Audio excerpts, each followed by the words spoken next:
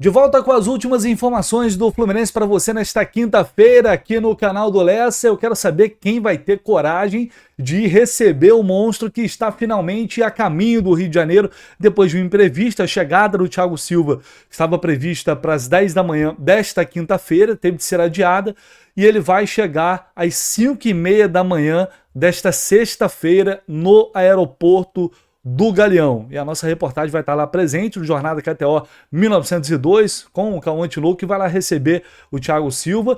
As torcidas organizadas estão fazendo um movimento para convocar a galera para chegar lá e receber o Thiago. É claro que, enfim, não é um horário mais agradável, é um horário complicado para muita gente, principalmente para quem trabalha, acaba sendo inviável, mas para quem está com disposição e tem disponibilidade, por volta das 5h30 da manhã, o Thiago Silva, esse grande reforço do Fluminense, o grande reforço do Fluminense para a temporada 2024, chegará aqui no Rio de Janeiro, vai ser recepcionado pela galera e depois vai descansar um pouquinho, porque à noite, a grande festa, aí sim, a festa de apresentação para o Thiago Silva no Maracanã, mais de 50 mil pessoas, show do Sorriso Maroto, a partir das 8 da noite ele vai chegar no Maraca. E aí a gente vai ver aquele espetáculo que vimos como foi na apresentação do Marcelo. Depois o Thiago Silva vai conceder entrevista coletiva e a gente vai poder bater um papo com ele, ainda sem um horário definido. Mas essa entrevista coletiva está prevista para durar por volta de 20 minutos. Né? Teremos, portanto, limitação de tempo. Não vai ser como vocês, como nós estamos acostumados. A entrevista coletiva com várias e várias perguntas vai ter um tempo ali pré-determinado. O Thiago vai falar e depois vai descansar, vai para casa na próxima semana. Não sei ainda, ele está de férias, né? Mas mesmo nas férias ele está treinando. Como a gente está dia 10 de junho mais ou menos, ele vai estrear dia 17 de julho, deve descansar mais um pouco e depois vai treinar firme, fazer uma pré-temporada para depois estrear com a camisa do Fluminense. Ele inclusive publicou nas redes sociais a foto aqui, ele, a esposa, a Bela Silva, os filhos, todos ali prontos para embarcarem e agora já estão a caminho aqui do Rio para essa chegada tão especial e tão aguardada para todos nós. Chegou a hora, o monstro está vindo aí, aquilo que durante tanto tempo foi sonho, né? Parecia um sonho distante, agora é realidade. O Thiago Silva está voltando para casa para reestrear e reiniciar, dar sequência à sua história com a camisa do Fluminense, uma história que foi pausada lá atrás e agora ele volta como um super campeão. E eu tenho certeza que realmente serão momentos muito especiais. Pessoal, por favor, não esqueça de deixar o seu like, a sua inscrição aqui no canal, seu comentário, tudo isso é muito importante. A galera às vezes esquece, tá ali de bobeira e tal, não tá nem ligada. E aí, sempre tô falando isso para você se ligar na hora e ir aqui, clicar no botãozinho do like, até porque não custa nada, né? É de graça. E dessa forma vocês contribuem e ajudam bastante aqui pro crescimento do canal do Lessa, porque agora a gente vai falar sobre outros assuntos importantes também. O time voltou ao trabalho ontem no CT Carlos Castilho, Fluminense se preparando para o clássico da próxima terça-feira contra o Botafogo, e já sabemos que não poderemos contar com o John Arias, que está servindo a seleção colombiana durante a data FIFA. É um desfalque evidentemente muito importante, mas por outro lado, a boa notícia do dia foi que Germancano, falei para vocês, o homem estava alucinado, querendo jogar de qualquer jeito, estava tratando em 2, 3 períodos, ele já voltou aos treinos hoje no CT Carlos Castilho, aparentemente recuperado, treinando sem limitações e vai para o jogo. Se nada acontecer até lá, ficará pelo menos ali à disposição do técnico Fernando Diniz. Temos aí algumas imagens do treino de hoje, a gente está vendo aí Douglas Costa, Thiago Santos, 2 jogadores que se recuperaram recentemente de lesão. Olha quem está aí, ó, Gabriel Pires, quem está aí com a gente. Manuel e Germancano nessa foto, os dois. Manuel, que não foi relacionado contra o Alianza Lima, assim como o Samuel Xavier, eles já estão recuperados desde a semana passada. A questão é que a comissão técnica vinha segurando mais um pouco para que eles pudessem ter mais sessões de treinamento e, de fato, voltarem aí 100% recuperado, né? Pelo menos mais próximo ali do ideal. E agora eles voltarão a ficar à disposição do Diniz. Eles só não vão enfrentar o Botafogo se for uma opção do Diniz. Caso contrário, tanto Samuel Xavier como Manuel também reforçarão o Fluminense. E aí a gente tem de desfalques basicamente André e o Lelê, jogadores que não vão voltar agora, infelizmente. Tá aí o Samuel Xavier, trabalhando normalmente lá no CT, John Kennedy. Não é força máxima, mas pelo menos é algo próximo disso. Diria que se o André tivesse de volta, o Fluminense teria aí força máxima para essa sequência de Campeonato Brasileiro, evidentemente, a exceção do Arias, que estará fora. São excelentes notícias, boas notícias, porque realmente eu estava um pouco preocupado com essa situação do Cano, dele ficar agora 2, 3 jogos fora, atrapalhar mais uma sequência. Ele já teve uma lesão esse ano, algo que é muito raro para ele. E como ele já está treinando bem, aparentemente sem limitação, vai voltar e a gente torce para que o nosso artilheiro possa recuperar a forma, eu digo, a forma técnica, possa voltar a fazer gols, que o time possa voltar a jogar bem para ajudar o Cano também, né? Afinal de contas, isso é importante, porque ele é um jogador primordial para o Fluminense. Eu tenho certeza que ele está muito incomodado com isso e deve estar desesperado para voltar a fazer gols como de costume. Hoje pela manhã, quem assistiu o vídeo aqui no canal do Lessa, quem não assistiu, depois corre lá para conferir, para entender sobre o que eu estou falando. Ontem, a Leila Pereira, presidente do Palmeiras, prestou depoimento no Senado sobre a questão da manipulação de resultados do Campeonato Brasileiro do ano passado, de 2022, e também sobre, consequentemente, manipulação de arbitragem, né? E depois, mais tarde, o John Textor, dono da SAF do Botafogo, publicou um vídeo que seria uma das provas que ele tem para confirmar que, de fato, alguns jogos e alguns resultados foram manipulados no futebol brasileiro.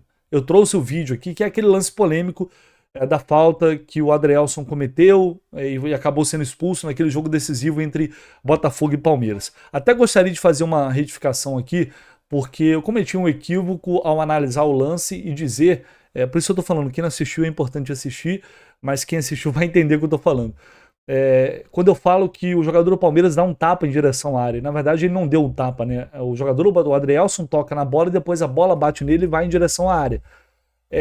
Ainda assim, eu acho o lance totalmente discutível e não acho a expulsão nada absurda, porque a bola, por mais que não tenha sido o jogador do Palmeiras que tocou, ela vai em direção à área, e ali poderia ser uma chance clara de gol. Mas a regra diz, é o doxo, né? E o que é o doxo? O doxo quando o zagueiro ele impede uma chance clara de gol. E aí, para configurar um doxo, você tem que ter alguns elementos presentes nesse lance. São 4, no caso. Direção no gol, posse de bola, a posição do zagueiro e também o controle da bola. Isso é o protocolo, é o que o protocolo diz e exige para marcação do doxo, ou seja, marcação da falta e expulsão do jogador. Essa foi a decisão tomada pela arbitragem. E o John Textor defende, dizendo que o jogador do Palmeiras ele não tem ali o domínio da bola. Ele não tem o domínio da bola em nenhum momento. E por que eu estou fazendo essa retificação? Porque de fato ele não tem. Uma coisa é a gente achar que um lance para expulsão é chance clara, mas o protocolo, a regra, ela diz outra coisa. Ela diz que tem o domínio, direção, controle da bola, e não havia controle da bola ali. Enfim, por isso foi um lance tão discutível e tão polêmico. Mas eu mantenho a minha opinião de que aquele vídeo por si só, ele assim, não é um elemento suficiente para você comprovar que houve manipulação. Tem que haver algo mais concreto, porque o árbitro pode ter errado. Veja bem, não estou sendo inocente, eu acredito que pode haver corrupção, eu acredito que pode haver manipulação, a gente está num país que infelizmente ele permite isso. Mas para você comprovar de fato e entre aspas, manchar um campeonato, entre aspas não, né? Se isso for comprovado, você mancha um campeonato. Que houve ali uma manipulação, você tem que ter provas mais concretas, porque senão pode ser mais um erro de tantos outros erros que são cometidos diariamente. Certo é que o VAR, muito do protocolo do VAR precisa ser revisto. Eu acho que a discussão tem que partir daí. E aí hoje o Wilson Seneme foi até a Câmara, foi até o Senado e também prestou um depoimento. E o que ele falou chamou muita atenção. Eu vou colocar aqui na tela para vocês, para que cada um possa ter também a sua opinião. O uso de câmeras, ele é, digamos assim, protocolarmente, pelos rolos de função, um árbitro de vídeo não está obrigado a mostrar para o árbitro de campo todos os ângulos que estão na cabine, nem todos os ângulos que ele visualizou. Até porque o trabalho que Então ele pode escolher o que ele manda pro árbitro do ele campo? pode escolher. Mas isso é muito grave, Senê. Mas é um protocolo. Não, mas isso é a vontade discricionária do árbitro da cabine do VAR. Isso é muito sério, Senê. Eu estou falando isso pro bem do futebol. Isso já aconteceu, ninguém vai voltar a campeonato. Não estou dizendo se houve manipulação, não entro em clubismo. Mas você dizer que a cabine do VAR não é obrigada a mandar todos os lances para elucidação do árbitro do campo, isso é seríssimo. E isso torna ainda mais séria a necessidade de investigação dessa partida. E não tem nada a ver com o Palmeiras querer beneficiar ou prejudicar. E não tem nada a ver com a interpretação de novo. Pode ter interpretação e justificar como ela quiser. Isso é para quem entende que são vocês. Agora, o árbitro do VAR escolher o que ele manda para o campo, então, com toda a seriedade, é melhor a sugestão da Leila Pereira. Põe um técnico ali de tecnologia, de informática, ele pega o lance, fragmenta e manda para o árbitro do campo decidir. Porque isso é manipulação, isso induz. E se isso, como eu falei, aconteceu nessa partida, eu estou vendo que acontece em outras.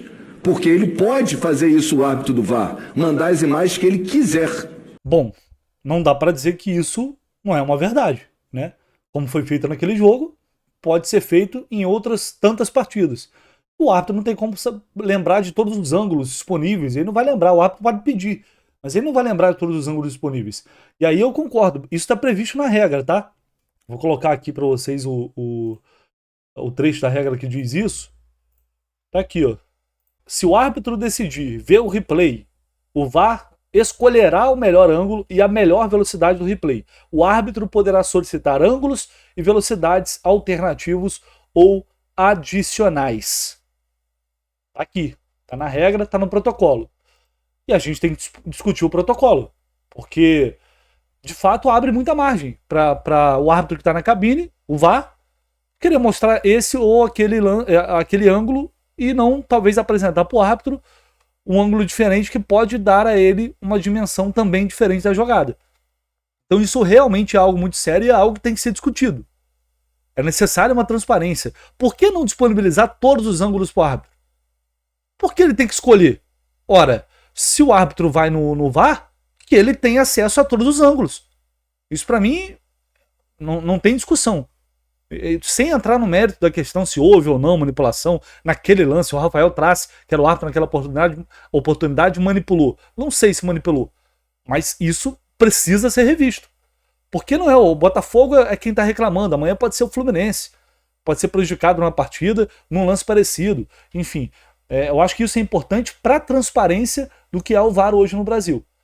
Então isso ainda, como eu disse, vai dar muita polêmica, vai dar muita discussão. Quem não assistiu o vídeo de mais cedo, eu aconselho a assistir para você entender melhor o passo a passo disso, mas as coisas estão avançando e pelo posicionamento, o senador Carlos Portinho estava falando ali, pelo posicionamento dele e de outros senadores, a coisa vai caminhar, a coisa vai andar e aí a gente não sabe onde isso vai parar. E o texto aparentemente também não pretende parar por aqui, ele vai avançar.